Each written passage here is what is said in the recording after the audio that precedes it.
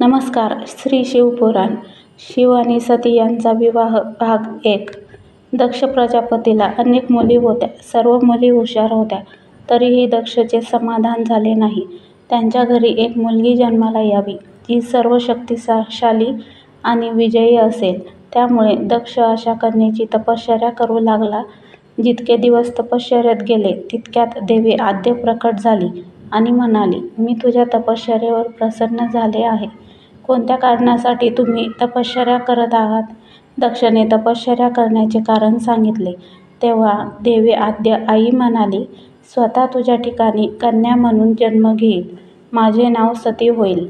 सती म्हणून जन्म घेऊन मी माझ्या मनोरंजनाचा विस्तार करीन. त्यामुळे दक्षाच्या घरी भगवती आद्याचा जन्म सतीच्या रूपात झाला. दक्षाच्या सर्व कन्यांपैकी सती ही सर्वात अलौकिक होती. अगदी बालपणी सतीने असे अनेक अलौकिक चमत्कार केले होते की खुद्द दक्षही थक्क झाला होता. जेव्हा सती विवाहयोग्य झाली, तेव्हा दक्षला तिच्यासाठी वर शोधण्याची चिंता वाटू लागली. त्यांनी या विषयावर ब्रह्मदेवाचा सल्ला घेतला. ब्रह्माजी म्हणाले, सती हा आद्याचा अवतार आहे. आद्य आदिशक्ती आणि शिव आदिपुरुष. त्यामुळे सतीच्या विवाहासाठी फक्त शिव हाच योग्य व योग्य वर आहे. दक्षने ब्रह्मदेवाची आज्ञा पाळली आणि सतीचा भगवान शिवाशी विवाह केला. सती कैलासात गेली आणि भगवान शिवासोबत राहू लागली. भगवान शिव हे दक्षचे जावई होते. पण एक घटना घडली, ज्यामुळे दक्षच्या मनात भगवान शिवाबद्दल द्वेष आणि वैर निर्माण झाले. एकदा देवलोकात ब्रह्मदेवाने धर्माची रचना करण्यासाठी बैठक आयोजित केली होती.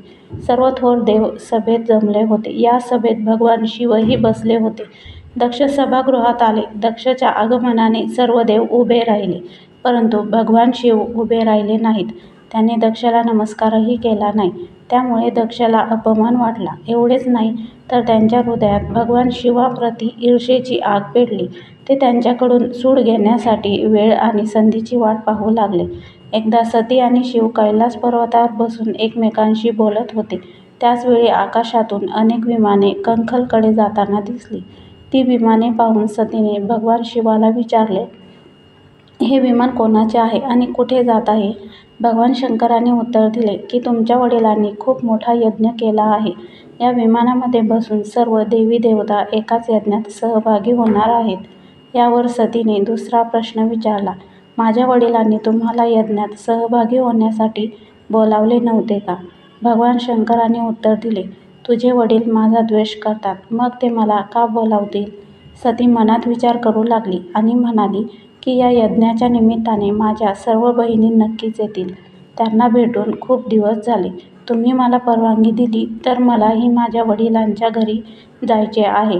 मी यज्ञात सहभागी होईन आणि माझ्या बहिणींना भेटण्याची संधीही मिळेल.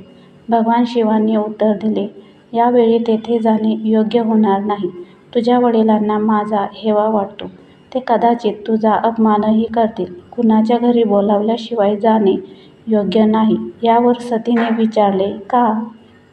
भगवान शिवाने उत्तर दिले की विवाहित मुलीने आमंत्रित केल्याशिवाय तिच्या वडिलांच्या घरी जाऊ नये, कारण लग्नानंतर मुलगी तिच्या पतीची बनते. वडिलांच्या घराशी त्यांचा संबंध तुटला आहे. पण सती माहेराला जाण्यासाठी अट्टल राहिली. त्यांची इच्छा पाहून भगवान शिवांनी माहेराला जाण्याची परवानगी दिली.